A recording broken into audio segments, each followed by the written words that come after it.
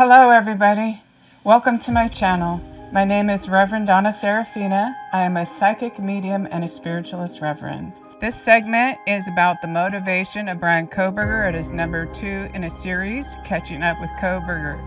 Motivation defined is a reason for doing something, and especially if it's hidden or not obvious. Most of you know the story of the 4 students in Idaho who were brutally murdered in the early morning hours of November 13th, 2022. For 6 weeks, panic gripped the nation, who watched on edge as law enforcement rallied all resources to track the unknown killer. Theories circulating included spurned boyfriends, angry frat boys, and drug cartels, among other things. The names of the victims are as follows: Kaylee Goncalves, Maddie Mogan, Xana Kernodle, and Ethan Chapin. 2 other roommates survived the massacre, but they are victims of the trauma that night as well. Their names are Dylan Mortensen and Bethany Funk. On November 18th, 2022, I did a meditation reading asking for information that could possibly be useful for law enforcement to track down such an obviously dangerous killer of innocent people. When I woke up from the reading, I had almost no memory of what I had been shown. I had experienced a full out-of-body trip and had connected with the mind of the killer, trailing him to what felt like several feet behind him as he moved quickly through the house and committed his crimes. The reading I am referring to in this video was uploaded 11/22/22. In the title it says Possible Suspect Description, and the thumbnail says, I see the killer. In the first video of this series, Catching Up with Kohberger, I covered the description of the suspect I gave in the November 2022 reading. In comparison with Brian Kohberger, who has been arrested and is now awaiting trial for his crime, Brian Kohberger is a perfect match to who I described in the reading uploaded 11/22/22. And you can find that in the playlist for the Idaho students. The description I gave of Brian Kohberger was around age 30, 6 feet tall, brunette with curly hair on top, Caucasian with a bit of Mediterranean mixed in, and it turns out his mother's maiden name is Italian. You can find the first in this series on my playlist for the Idaho students. However, if you're new to this series, you can watch this and then that one afterwards. In this segment, I'm going to look at motive. Simply put, motive means reason for doing something. Life is rarely that simple. Our actions are usually an interplay of multiple factors acting on each other. The result can be good or bad, positive or negative. Those are decisions that each one of us has to make. The following recordings are of a graphic nature, intended to seek information from the angelic realm in order to get a killer off the streets and prevent more murders. If graphic information disturbs you, please stop this video now and go find a different video in my video page. We want to look at the many facets of what motivated Brian Kohberger if he is indeed found guilty, and I think we should start with what was known publicly prior to my reading being uploaded. As we continue our investigation, we have learned that Ethan and Xana were at a party on campus, and Madison and Kaylee were at a downtown bar. They arrived home sometime after 1:45. The 4 were stabbed with a knife, but no weapon has been located at this time. There was no sign of forced entry into the residence. Based on details at the scene, we believe this was an isolated, targeted attack on our victims. We do not have a suspect at this time, and that individual is still out there. We cannot say that there is no threat to the community, and as we have stated, please stay vigilant, report any suspicious activity, and be aware of your surroundings at all times. Or what we don't know, excuse me. the identity and location of the suspect. We are asking citizens to contact us with any information you may have that will help in this investigation. Law enforcement could not release details of their investigation at press conferences. In the 7 weeks between the crimes at King Street and the arrest of Brian Kohberger, speculation went viral, and here are some quick clips of what the main speculation was. Hoodie guy became an instant suspect and was ruled out due to the fact that his alibi was that in the 3-4 in the morning he went to his parents' hunting cabin. Kaylee's ex became an instant suspect because she had broken up with him and was going to move to another state. Drug cartels became an instant suspect as rumors leaked out about potential parties and drug use at that house. And then, of course, any neighbor willing to come out and speak publicly became a suspect, such as Jeremy or Enon. According to my reading, hatred was the number one motivation of Brian Kohberger, as well as the anger that came along and was fueled by that hatred.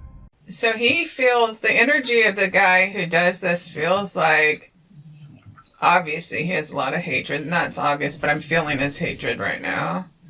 His hatred in general of just feeling like, kind of like there's all this fresh candy around town, but he can't have any. And I have chills on my legs about that. Rejecting him. He might be a little older than I thought then. Let's see. He's definitely not college age.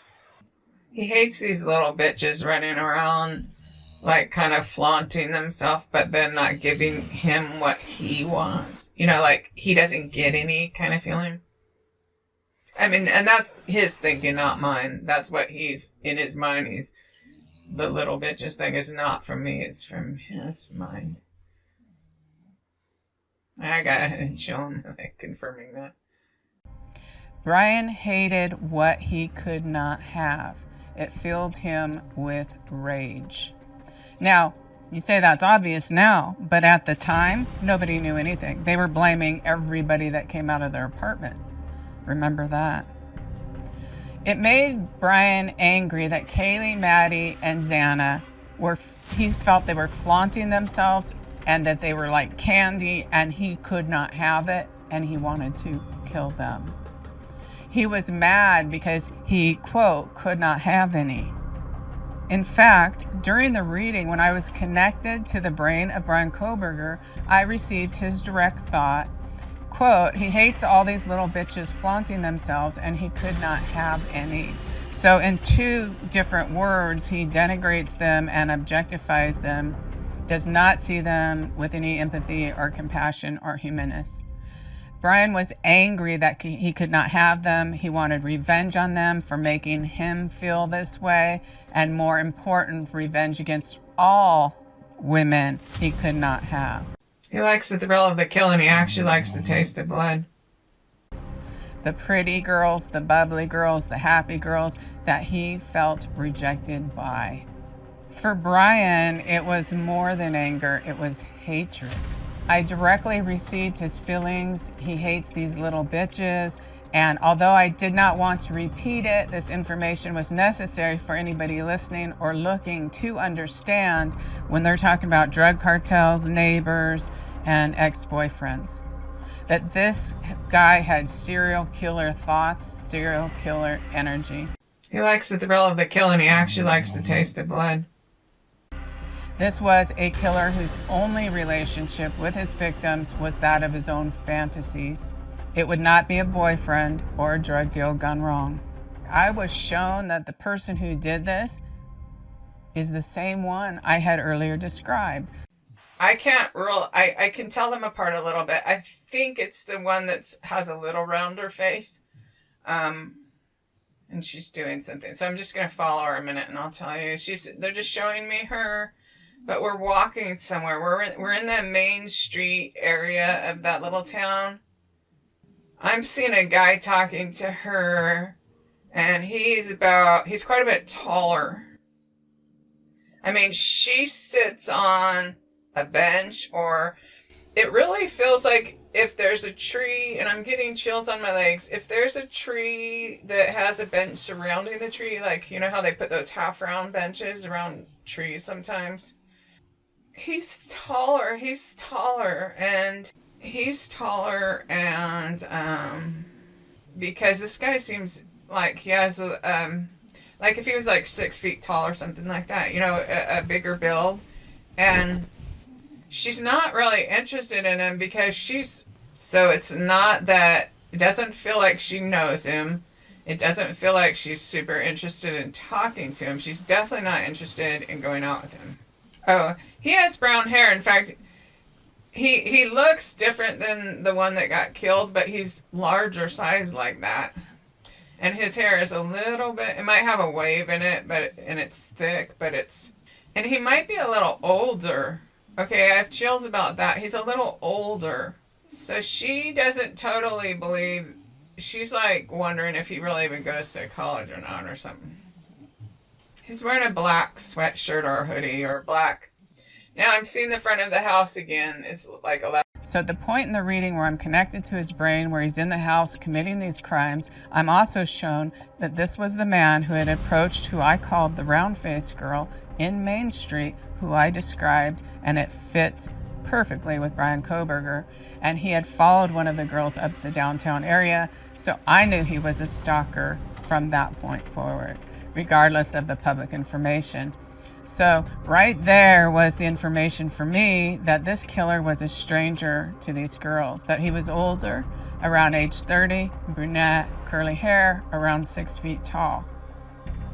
And he had spotted one of the girls, tried to follow her up the street, so she stopped on the bench, and he continued to try to talk to her. That she wasn't afraid, but she just was not interested. So he had spotted, started following, and talking to one of the girls, and the implication was clear that this attention was from an unwanted male, and hence a stalker. And I put the stalker together with other information in the reading when he was in the house, saying, I feel like I have been here before. If you put me in the mind of the killer, and then I get some spirit energy, and then I'm like, did you leave town? Did you leave town? Okay, so now I'm going up the side of the house on the right. So if I was standing there in the lower part facing the house and I have strong chills on my legs, I go up the right, I go up the hill, and I go in the back way like that, and I got big chills on my legs. I'm just going to go with what I feel like and maybe check with the facts after, because I feel like I'm with the killer and I'm going up the side of the house on the right and in the back sliding door. And so he has this moment where he knows he's in, and he's taking his time. He seems to know when he goes. He knows, I feel like he's been there before, etc. So I was shown that when I was connected to the mind of the killer, I felt familiar with the interior of the house, leading me to wonder if he had been here before. In the reading, I say, I feel as if I have been in here before, because I'm connected to his brain. So that indicated stalking that had progressed into potentially this man even entering that residence on a prior date. As I was connected to the mind of the killer, I received his grotesque fantasies of what he wanted to do. So he had more than just the simple rage and hatred. He also had really twisted, grotesque fantasies, and of one of the girls in particular, which is most likely Kaylee Goncalves. My first reading on any case, I like to go in it without knowing too much. So I like to do at least one reading where I don't know. So I looked at a photo of these kids who got killed. Then I went in my room and laid down. I wasn't sure about their names, and they looked similar, so I didn't know who was who the whole time. But what I did here on November 22nd, I uploaded.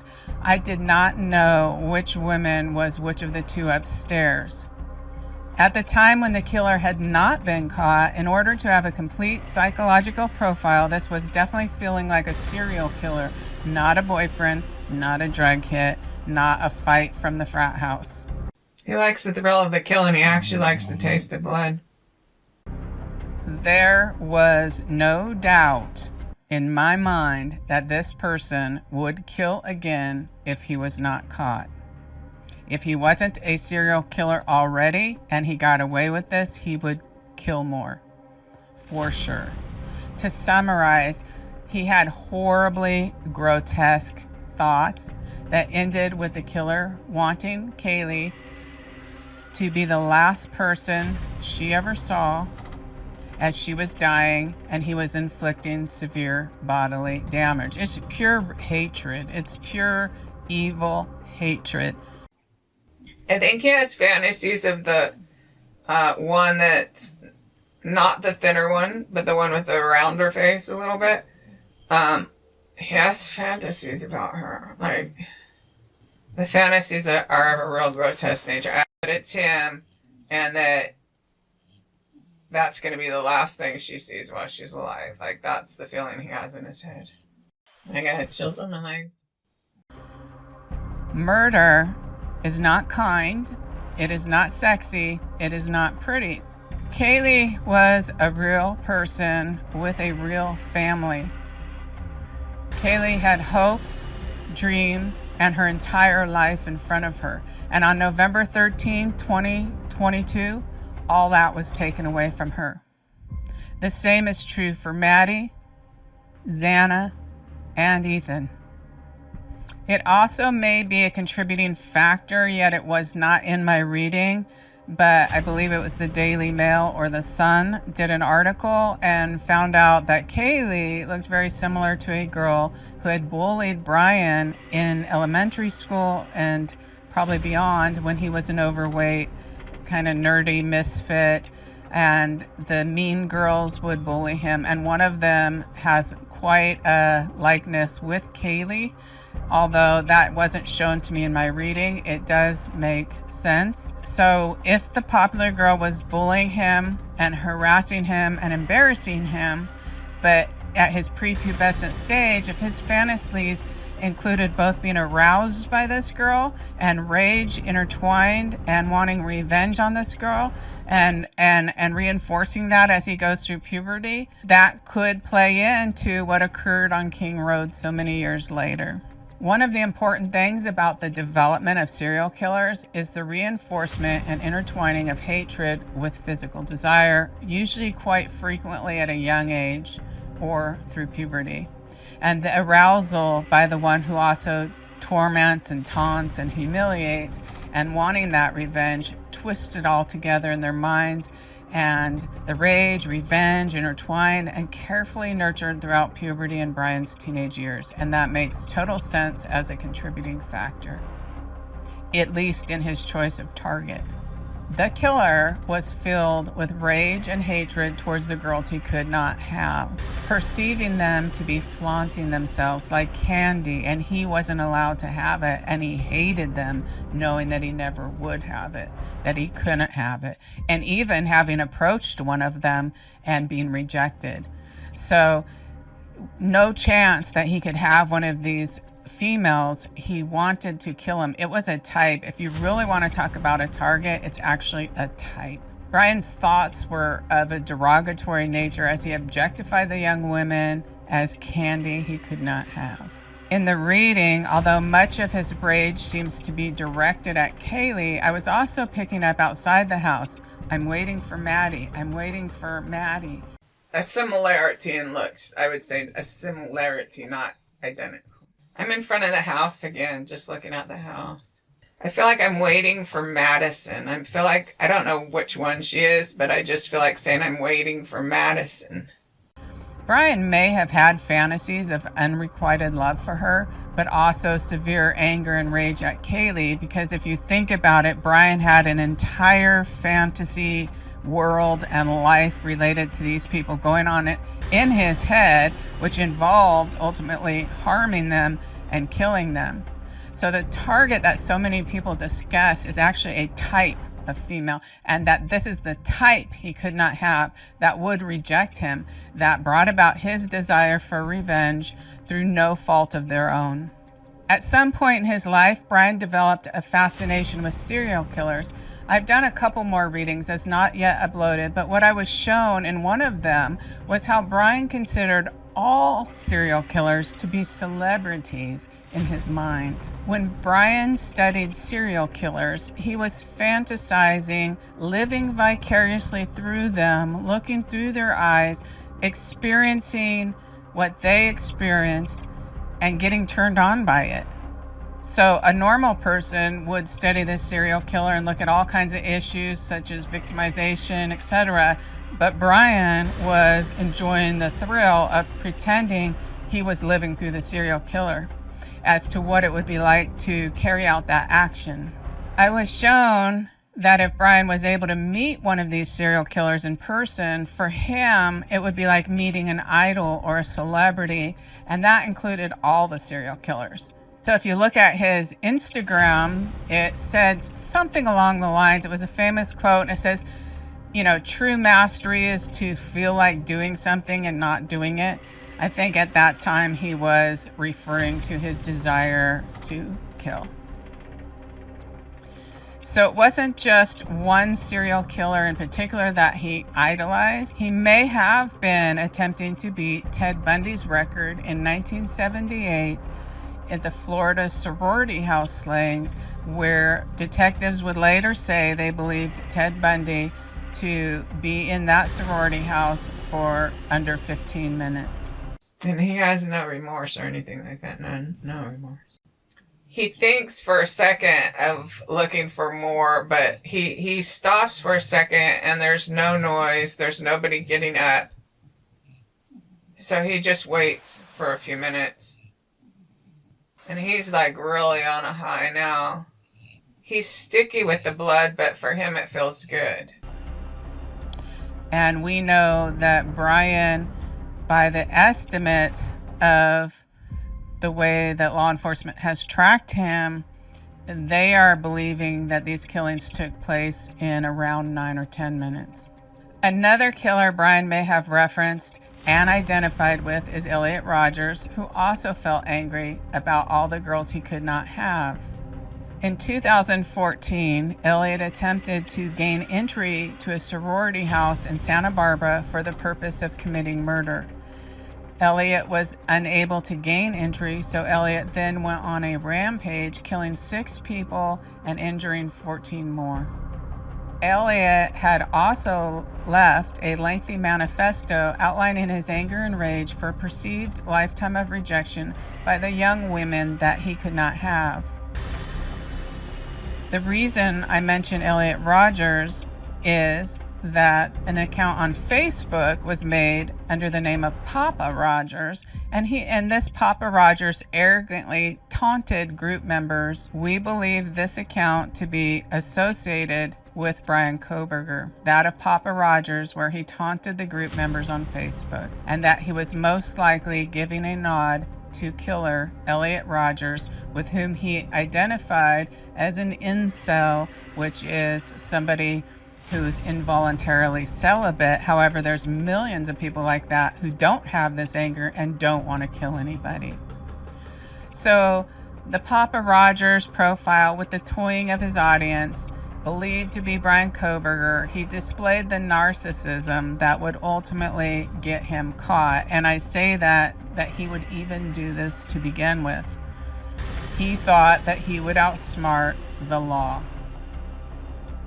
It would not be long after Brian Kohberger was arrested that cyber sleuths everywhere would locate a questionnaire on Reddit where Brian conducted a study as part of his education relating on how to commit a crime and get away with it, thinly disguised as a way to study criminal psychology. Brian believed that he had acquired the knowledge and skills to outwit what was certain to bring in the FBI in a death penalty state such as Idaho. In his arrogance, he believed he could enter a house in less than 15 minutes, murder everybody in there, and not get caught. As we know, he left 2 witnesses, Dylan Mortensen and Bethany Funk. In the 11:22 uploaded reading, I was shown that Brian wanted to kill the other 2 girls. He thinks for a second of looking for more, but he stops for a second and there's no noise. There's nobody getting up. So he just waits for a few minutes. And he's like really on a high now. He's sticky with the blood, but for him it feels good. Bottom line, Brian used up his allotted time. He had given himself a specific amount of time to carry out these crimes. And Brian decided that he must leave right then. He actually wanted to go murder those girls, but he had used up his time. I was shown that this was to do with what felt like OCD, obsessive compulsive disorder. This time constraint that I was shown and uploaded on 11/22 was bolstered by an interview somebody did with Brian's downstairs neighbor that said that Brian used to get up in the middle of the night and start running all over the place or just making all kinds of noise. And I completely believe that what Brian was doing in his OCD was training his body to be able to be up at 3 a.m. and running all over and making practices, moving with his knife and that kind of thing.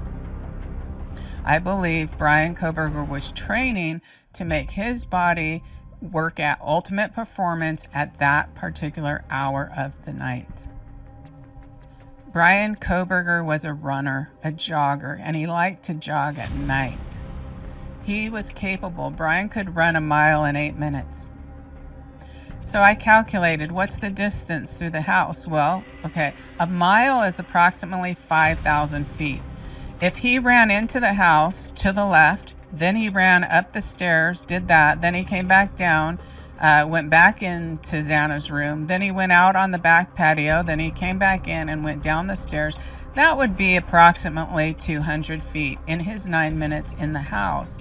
And so Brian was capable of running across the living room in 3 seconds. Combined running Brian had to do to carry out these deaths only accounts for a maximum of 30 seconds of the alleged 9 minutes he was in the house, and you could even give him 2 and then 7 minutes left for what he did to some people that were essentially, if not totally, asleep in the last minutes of being awake.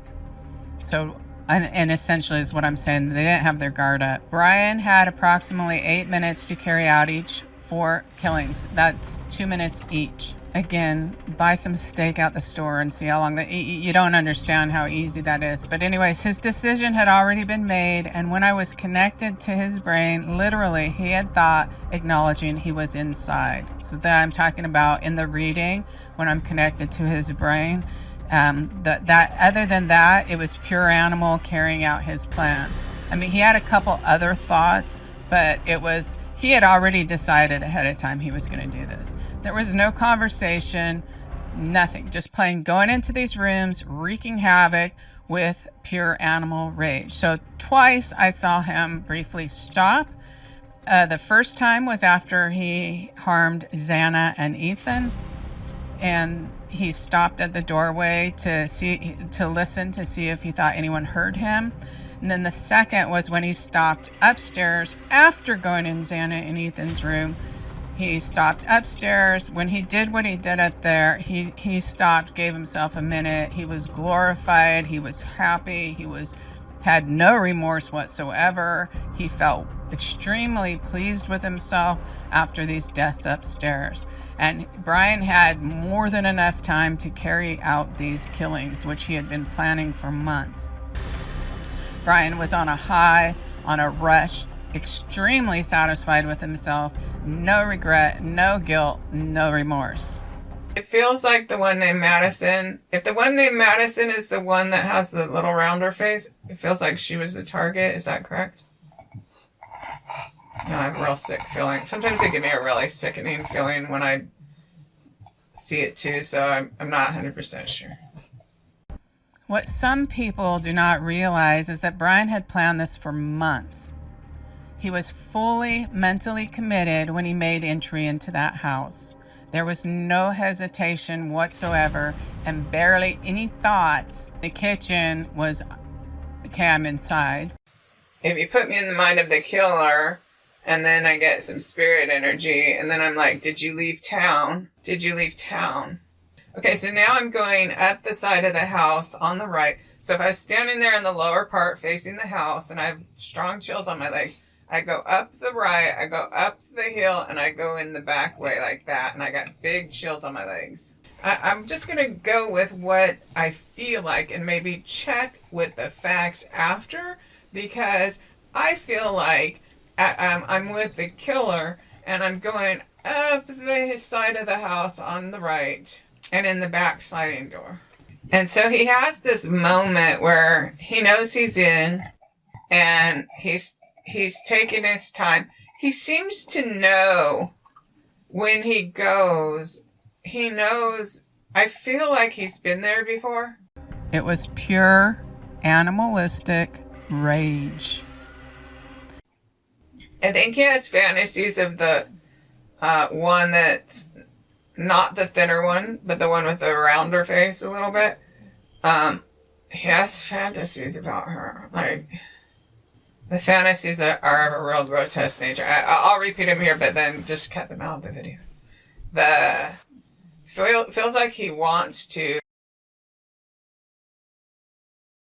and where she sees that it's him, and that's going to be the last thing she sees while she's alive. Like, that's the feeling he has in his head.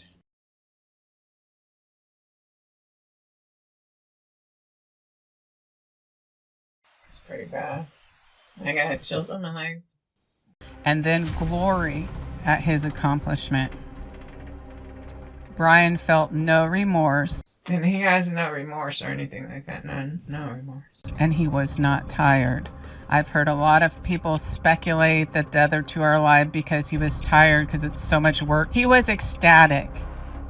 He was on an ecstatic rush high. I could see the energy explosion out the whole top of the house. He thinks for a second of looking for more, but he stops for a second and there's no noise. There's nobody getting up. So he just waits for a few minutes. And he's like really on a high now. He's sticky with the blood, but for him it feels good. He was so pleased with himself. And as you see, he ran all over the place for a day because he was on such an adrenaline rush. The only reason those girls are alive is because this allotment of time is because Brian Kohberger ran out of his allotted time. Again, I was shown it was because of his OCD, and that was the amount of time he allotted to himself. Now, did he pick up that issue about Ted Bundy and the time there, or study other serial killers and want to beat the timing of one of his heroes, Ted Bundy? It could be possible. I wasn't shown that part in my reading, but it does make sense. And maybe he used some of it driving around in circles around the house. So either way, it all boils down to those girls are alive because this OCD serial killer wannabe, and possibly is, ran out of time. Literally. That's why they're alive. As if the target was only one person. Yet outside the house, before I attached to Brian's brain and went in, I keep receiving the thoughts, I'm waiting for Maddie, I'm waiting for Maddie, I'm waiting for Maddie. But then when I'm feeling the rage, it's more directed towards who I described as the girl with the rounder face, or the girl that was a little heavier.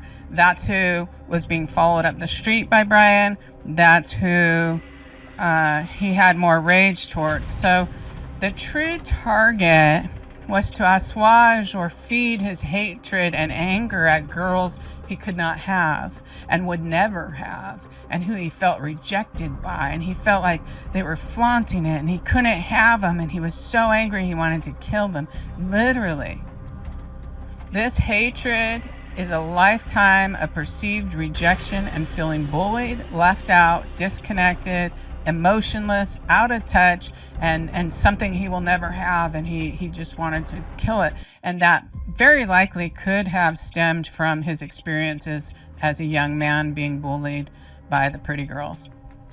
You know, unfortunately, but that is true. So the victims who paid the price had absolutely no wrongdoing that led to their own murders. In fact, the four of them, young, hardworking, pretty, fun-loving students, all trying to make something of themselves and ready to go into their future. And it was snuffed out and taken away by someone who was jealous because he could not have them. This November 22nd uploaded reading, I was shown that Brian Kohberger had a physical defect in his brain, and they were showing me maybe someday they'll be able to figure that out. So I don't know that it's something they could even figure out at this time. His parents know there's something off about him. And that actually was already confirmed by social media posts from Brian when he was a teenager. On December 28, 2022, I put up information that I had been given psychically that this killer was at his family home and that his own mother was in extreme danger of being killed if she were to confront him about any suspicions as to his involvement in these crimes. 36 hours later, Brian Kohberger was arrested in the early morning hours of December 30th, 2022. Thank you for coming today. Last night, in conjunction with the Pennsylvania State Police, the Federal Bureau of Investigation, detectives arrested 28-year-old Brian Christopher Kohberger in Albrightsville, Pennsylvania, on a warrant for murders of Ethan, Zana, Madison, and Kaylee. I want to personally thank these agencies for their assistance in this case. Thank you for watching, everybody. If you like my work, please subscribe to my channel. Please hit the like and the bell for notifications of future uploads. Please leave a comment. If you share the video out, YouTube will share and show this video to new people. I hope to see you soon. My name is Reverend Donna Seraphina. Thank you. If you are interested in continuing to have a relationship with your loved ones in spirit, I wrote a book the first 6 years, 7 years after the death of my daughter, when I was searching for how to connect with her because I could feel her all around me. And this led to quite a journey that ended up with me becoming a spiritualist reverend. But it wasn't, the book's not about me or my story or about grief. The book is actually about step by step how you can maintain that relationship with your loved one, what works, what doesn't, and what are real actual ways to connect with your loved ones in the spirit world. All right? So you can find that book on Amazon.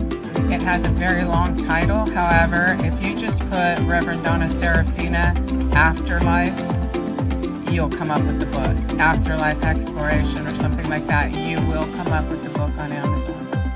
And I literally wish, and I wrote the book that I wish somebody had been able to hand me the day my daughter died. I am completely serious. I've written it so you don't have to read it cover to cover. You can look up subjects. You can read like a page on one subject or 2 pages, whatever you want to do. And I did that on purpose because I know when people are in grief, it's really hard to stay concentrated. So I literally wrote that book as a sort of manual in a way, or a blueprint, where if you've lost somebody close to you, it is absolutely ridiculous to think that you are not supposed to connect with your loved one anymore. That's ridiculous.